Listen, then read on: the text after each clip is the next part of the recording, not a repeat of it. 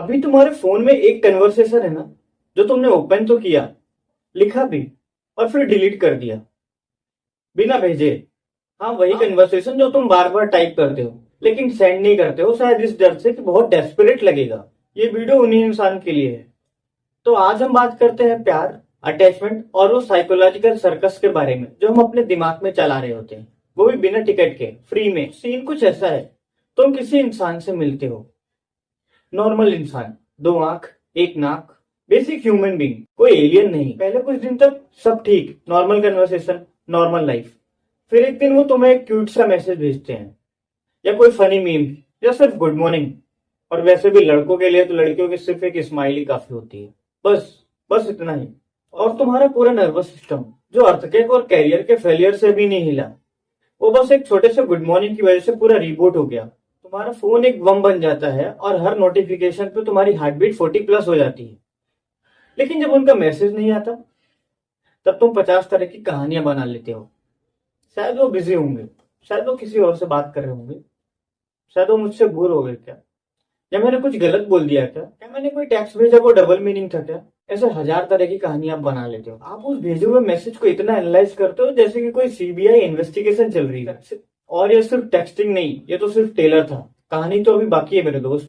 असली फिल्म तो तब शुरू होती है जब तुम उनके इंस्टाग्राम स्टोरी के व्यूज चेक करने लगते हो कि उन्होंने स्टोरी तो डाली, स्टोरी देखी भी, लेकिन रिप्लाई नहीं किया। और तब तुम उनका मेंटली शेड्यूल बना रहे होते हो, इतना टाइम तो था स्टोरी डालने का, लेकिन रिप्लाई क्यों नहीं किया।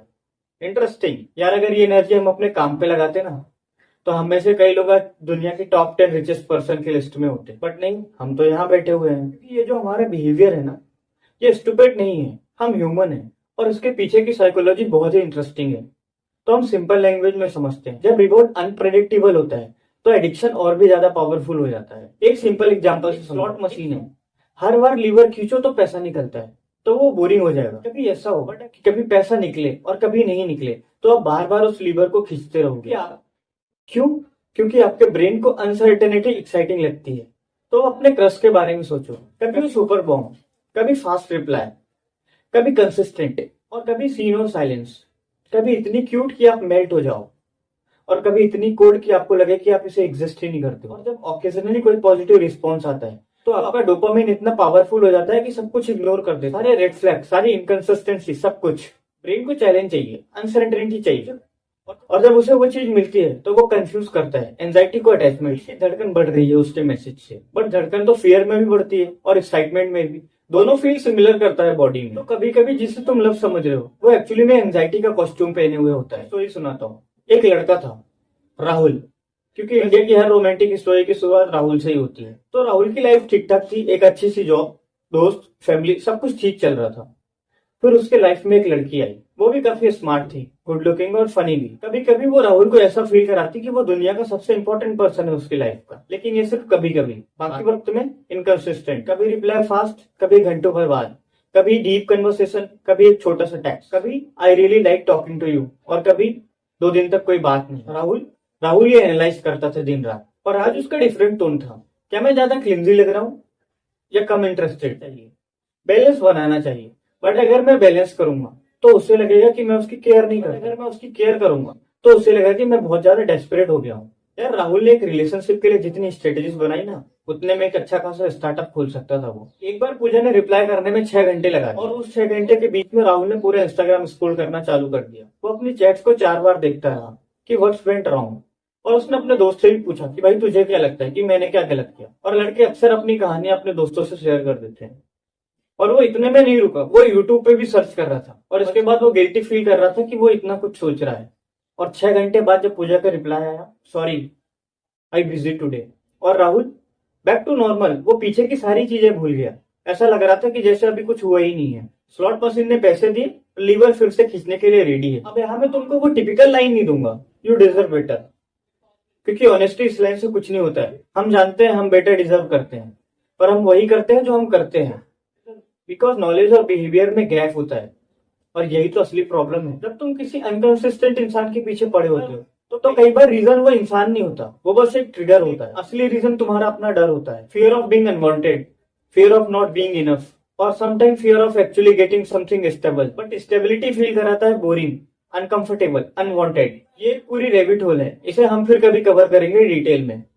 बट बेसिक आइडिया ये है कि हमारे अटैचमेंट का जो स्टाइल होता है वो हमारे चाइल्डहुड से फ्रेम होता है, वो डिसाइड करता है कि हम अडल्ट में रिलेशनशिप में कैसा बिहेव करेंगे। तो एक सेकंड रुको और सोचो, क्या तुम जेन्युइनली उस इंसान को अटैक कर रहे हो जो तुम्हारे लिए अच्छा है, या उस इंसान की तरफ हो जो तुम्हें फेमिलियर फील कराता है। Familiar being unpredictable, slightly unavailable और इमोशनली आउट ऑफ रीच। कोई आंसर नहीं मांगना, बस सोचो। बट अब कोई सोल्यूशन नहीं है जो मैं 5 बुलेट पॉइंट्स में बैक करूं और सब कुछ ठीक हो जाए, क्योंकि रिलेशनशिप और इमोशन कोई 5 बुलेट पॉइंट में सॉल्व नहीं होते। ये रियल लाइफ है, कोई इंस्टाग्राम की रील नहीं। बट कुछ प्रोस्पेक्टिव हैं जो जेन्युइनली यूजफुल होते हैं, लेकिन तब जब इसे आप ऑनेस्टी अप्लाई करोगे। पहली चीज, ओवर थिंकिंग बंद नहीं करना है, क्योंकि आप बंद भी नहीं कर सकते अगर आप ट्राई करोगे। लिटरली जितना बोलोगे स्टॉप थिंकिंग अबाउट देम, उतना ज्यादा ही सोचोगे। It's literally how brain works. Notice करो कि तुम उनके मैसेज को एनालाइज करने में 40 से 50 मिनट लगा चुके हो, तो कुछ और करना चालू कर दो। अपने ब्रेन को डाइवर्ट करो, वॉकिंग करो, म्यूजिक सुनो, कुछ भी करो, क्योंकि माइंड को हमेशा नया इनपुट चाहिए होता है। बिकॉज फोर्स मेडिटेशन से ज्यादा इफेक्टिव होता है जेन्युइन एक्टिविटी। दूसरी चीज, emotional availability as a green flag treat करो। हम लोगों को रोमांटिकली इंटरेस्टिंग तब फाइंड करते हैं जब वो मिस्टीरियस हो, स्लाइटली अनअवेलेबल हो। बट यार ये डेटिंग है, कोई मिस्ट्री नॉवेल नहीं।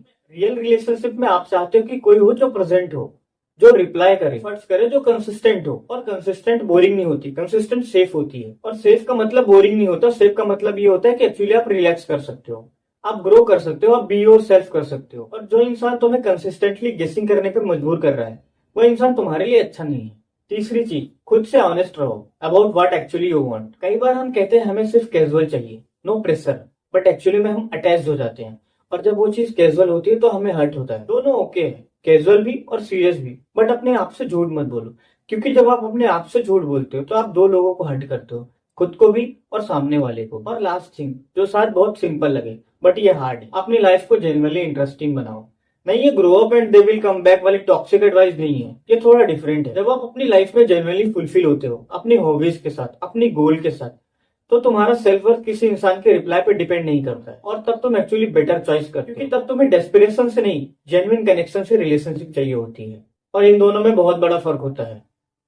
और अगर इतना कुछ सुन लिया तो लास्ट में एक चीज और भी सुनो, हम सब इस गेम में हैं, कोई इसमें मास्टर नहीं है, कोई परफेक्टली इमोशनली सिक्योर नहीं है।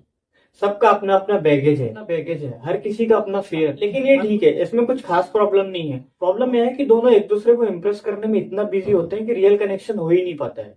तो ये बात सोचना कि वो कन्वर्सेशन जो तुमने लिखी और डिलीट कर दी, अगर वो सेंड कर देते तो क्या होता? शायद कुछ नहीं होता, शायद वो ऑकवर्ड होता, शायद वो इंटरेस्टिंग नहीं थे। बट शायद दोनों तरफ से एक चीज होती जो ऑनेस्ट होती, एक चीज जो रियल होती, और वो एक मूवमेंट, वो एक genuine unscripted slightly terrifying moment of honesty. वो एक्चुअली किसी परफेक्ट क्राफ्टेड कूल मैसेज से ज्यादा वैल्यूएबल है। रिलेशनशिप में सीन जाना डर लगता है, बट अनसीन रहना उससे भी ज्यादा दर्द देता है।